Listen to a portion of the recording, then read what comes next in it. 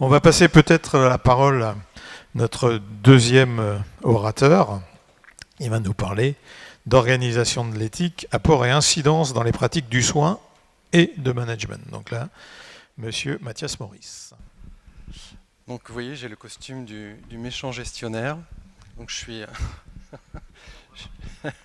je suis doublement suspect aujourd'hui puisque je suis directeur d'hôpital et par ailleurs je dirige un groupe privé. Alors, circonstance atténuante, c'est un groupe privé non lucratif. Donc c'est pour ça que je peux discuter avec vous aujourd'hui, je pense. Donc Mathias Maurice, dirigeant donc, du groupe Hospitalité Saint-Thomas-de-Villeneuve. C'est un groupe de 16 établissements, pour ceux qui ne le connaissent pas, essentiellement en Bretagne, mais on a aussi quelques extensions en Provence et puis en Pays-de-Loire, avec une forte orientation sanitaire, puisque c'est 70% de notre activité, le reste étant médico-social, et une orientation aussi assez forte vers notamment les soins palliatifs qui nous préoccupent et nous occupent depuis très longtemps. Et puis la question aussi de l'accompagnement des personnes âgées, que ce soit en milieu hospitalier ou médico-social. Alors la question éthique au sein de l'hospitalité, c'est une question ancienne. Alors le groupe est récent, mais les établissements qui le composent sont eux très anciens, puisqu'ils sont issus d'une histoire congréganiste qui a pas loin de 400 ans. Et tout est parti finalement peut-être d'une question éthique, il y a 400 ans, une indignation de personnes qui voulaient accompagner, qui souhaitaient accompagner les plus fragiles qui étaient en train de mourir sans que personne ne se préoccupe de leur sort. Donc évidemment, cette question est très importante pour nous. Elle a une tonalité particulière. Il faut d'ailleurs qu'on soit vigilant parce qu'elle peut avoir une tonalité qui s'apparente à une forme de morale issue de l'histoire congréganiste, donc il faut être très prudent sur ce point. Donc on fait bien la distinction entre la morale et l'éthique, et cette éthique, elle se veut indépendante. Donc on a constitué un comité éthique d'ailleurs qui est présidé par une personne extérieure à l'hospitalité et qui travaille avec la plus grande indépendance dans la logique qui est celle de l'éthique, hein, qui est de créer un espace de réflexion ouvert pour mettre vraiment en balance plusieurs systèmes de pensée. Hein. On n'est pas dans une orientation catholique. Et pour ma part, je suis fonctionnaire et directeur d'hôpital, donc c'est assez éloigné de ces sujets-là. Une démarche éthique, pour qu'elle soit pertinente, pour qu'elle joue un vrai rôle, elle doit avoir des effets concrets. C'est ce qui nous occupe, c'est notre préoccupation. D'abord avec les personnes qui sont accompagnées et soignées, c'est la première chose. Et ensuite, évidemment, sur les conditions de travail des professionnels. Donc une politique, enfin une démarche éthique qui fonctionne, une démarche éthique qui a des effets concrets dans les pratiques de soins et les organisations. Et finalement, c'est assez itératif, puisque c'est bien de la place qu'on laisse à l'éthique dans l'organisation qu'on peut ensuite déduire les effets qu'elle peut avoir sur cette même organisation. Donc, je pense que c'est un système qui se renforce progressivement dans le temps. Plus on se préoccupe d'éthique, plus elle infuse dans l'organisation et plus elle prend de la place. Je vous présenterai comment nous avons construit progressivement cette démarche éthique au sein de l'hospitalité, puis quels sont aujourd'hui ces effets, où nous en sommes, et puis aussi échanger avec vous sur les limites de cette approche. Donc je vous le disais, l'hospitalité a été créée en 2010, donc c'est une structure récente. Dès le départ, la question éthique, on l'a posée, on a essayé de structurer un comité éthique, et ça n'a pas marché. Ça n'a pas marché parce que c'était assez hors sol, ça ne s'incarnait pas concrètement sur le terrain, et ça s'est progressivement épuisé, et finalement presque abandonné. Alors il restait des démarches éthiques, des espaces éthiques dans certains établissements, mais globalement, ça ne fonctionnait plus très bien. Et puis il y a les crises sanitaires. La crise sanitaire qui a posé beaucoup de questions, que rappelait le professeur Stendhal, questions qui étaient particulièrement urgentes à traiter, très concrètes. Et on s'est retrouvé avec un petit groupe de personnes très diversifiées, avec des usagers, avec des professionnels de différents niveaux, avec des directeurs. Et on traitait les questions concrètes qui arrivaient presque tous les jours hein, sur l'éthique. Et on se voyait très régulièrement. Et ça nous a donné le goût et l'envie de poursuivre. Et c'est comme ça qu'on a redémarré cette démarche éthique qui, depuis, a pris beaucoup de puissance, beaucoup d'énergie. Et donc, on a reconstitué les espaces éthiques dans les établissements.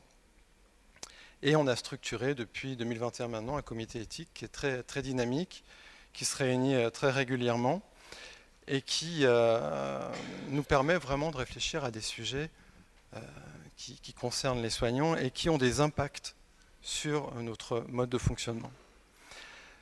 On a très rapidement d'ailleurs traité la question du management, l'éthique du management. On a aussi traité du numérique, effectivement, c'était un gros sujet de préoccupation pour nous. À l'aune de ce qui s'était passé pendant la crise sanitaire, on s'est aussi posé la question de la désobéissance. Est-ce qu'on peut, en gros, quel rapport on peut avoir à la règle? Ce qui est important dans le soin aussi. Est-ce qu'on peut s'en éloigner? Et est arrivée aussi la question du consentement libre et éclairé des patients, mais aussi des professionnels. Alors comment cette démarche éthique influence nos organisations? En fait, on a vraiment la volonté de nous transformer pour nous adapter aux besoins, d'abord aux besoins des personnes que nous accompagnons. Et ça, c'est une histoire ancienne, parce que quand on regarde l'histoire longue des établissements de l'hospitalité, en fait, ils ont très profondément évolué depuis 400 ans, puisqu'au départ, les sœurs elles ont été appelées à s'occuper des hôpitaux généraux. Et les hôpitaux généraux, ce n'étaient pas tout à fait des hôpitaux comme on pourrait le penser, c'était plutôt des lieux d'enfermement. Et progressivement, ce sont devenus des lieux de soins et pour arriver à ce qu'on a connu ensuite. Donc il y a eu une constante adaptation des services apportés depuis des années, ce qui permet aujourd'hui d'avoir encore des établissements qui sont portés par cette congrégation et aujourd'hui par le groupe. Donc la question de l'adaptation est pour nous un sujet permanent.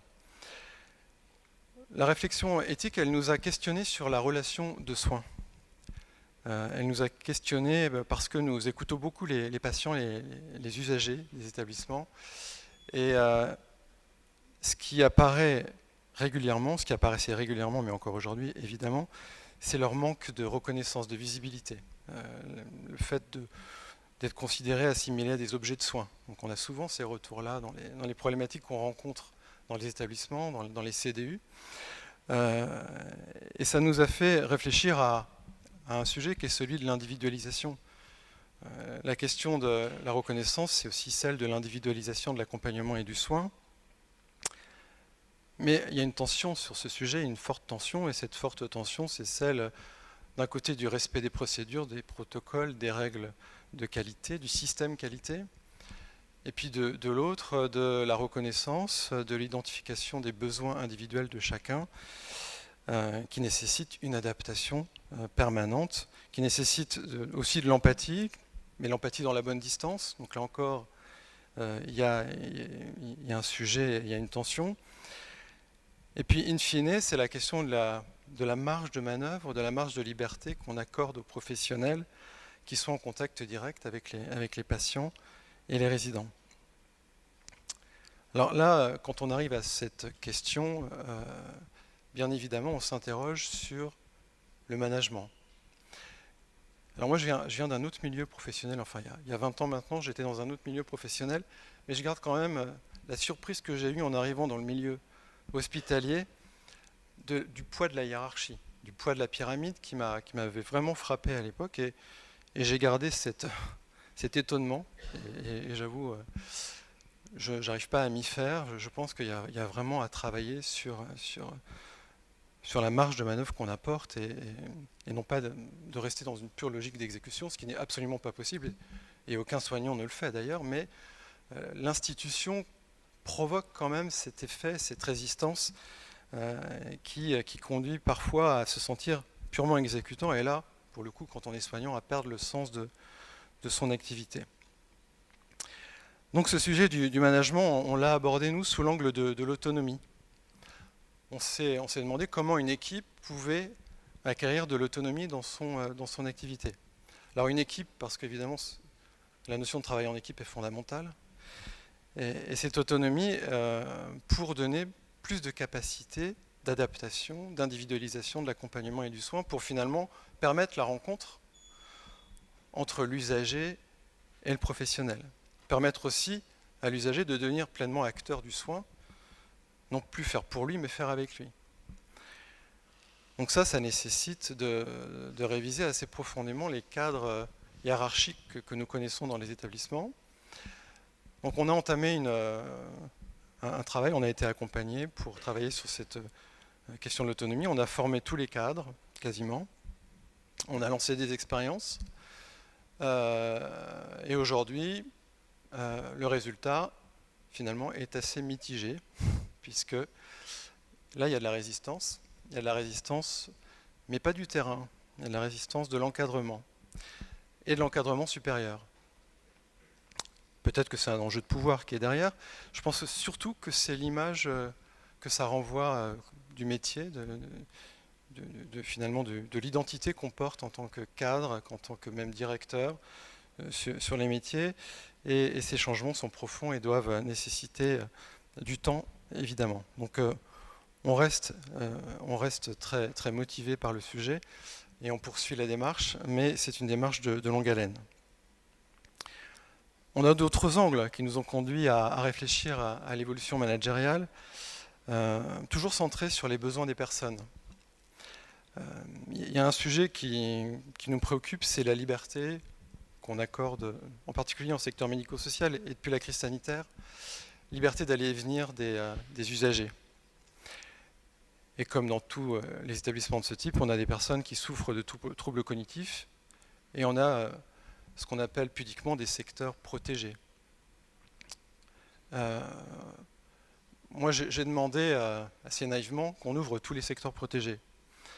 Alors là, j'ai à nouveau fait face à d'importantes résistances qui finalement posent des questions de management, des enjeux de sécurité versus la liberté qu'on accorde aux usagers. Mais derrière tout ça, c'est finalement des organisations qui étaient en jeu.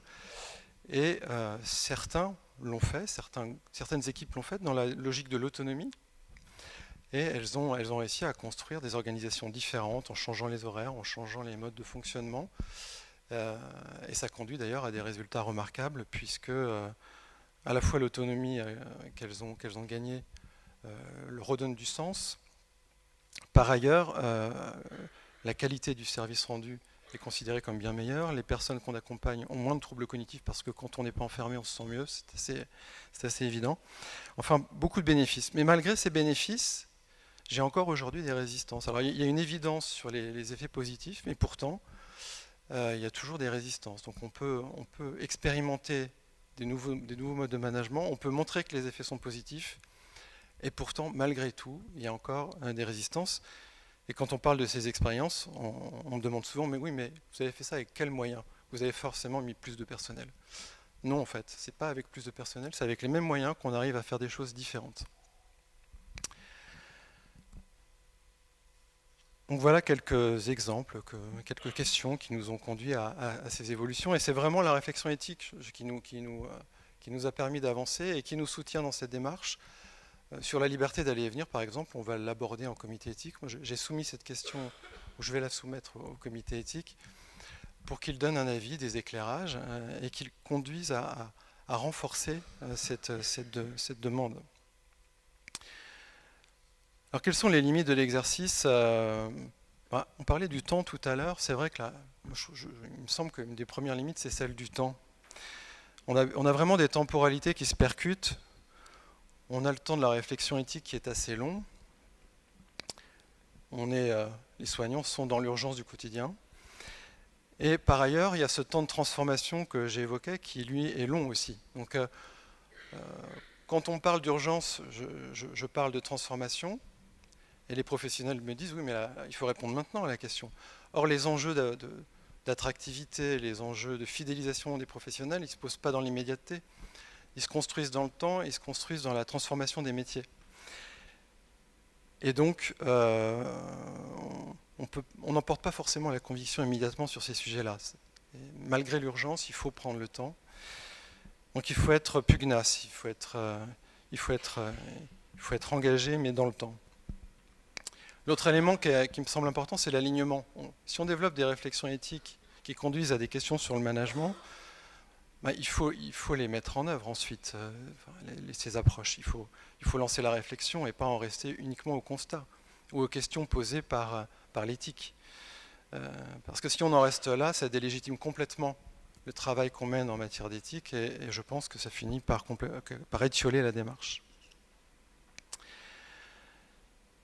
Pour finir, je pense qu'aujourd'hui l'éthique, ce n'est pas par hasard qu'elle connaît un si fort développement. Elle peut être une réponse, elle est une des réponses à la crise qu'on traverse pour retrouver plus de sens. Elle est aussi une réponse pour nous accompagner dans les transformations et pour que ces transformations soient réalisées dans la recherche de ce qui est le mieux, avec ce regard éthique, croisé, partagé, discuté. Et puis, c'est aussi un sujet particulièrement important aujourd'hui, je dirais même sur un plan politique. On peut parler peut-être d'éthique politique pour ne pas céder sur les fondamentaux d'accueil de tous, d'humanisme ouvert. Donc finalement, l'éthique, c'est aussi une forme de résistance aujourd'hui. Merci.